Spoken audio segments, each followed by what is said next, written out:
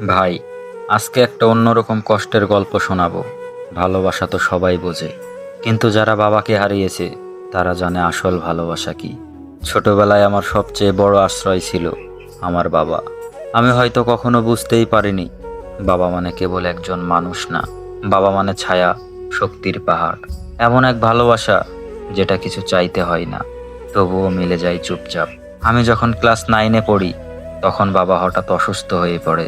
Doctor বলল হার্টে সমস্যা, ওর বিশ্রাম দরকার। আমি তখন কিছুই বুঝতাম না, শুধু দেখতাম বাবার মুখটা কেমন যেন শুকিয়ে যাচ্ছে।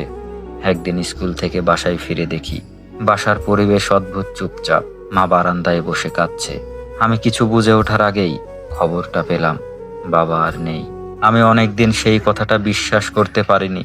ভাবতাম হয়তো বাবা কোনো কাজে বাইরে গেছে, একটু পর ফিরে আসবে, আমার মাথায় হাত রেখে বলবে পড়ালেখায় মন দে বাবা, আমি তোর পাশে আছি।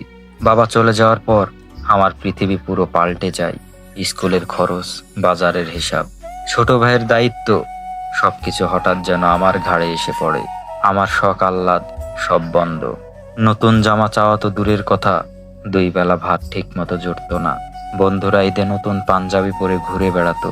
আমি ঘরে বসে শুধু বাবার ছবি দেখে কাঁদতাম। কখনো কখনো রাতে স্বপ্ন দেখতাম বাবা এসে বলছে ভয় পাস না, আমি তোকে দেখতেছি।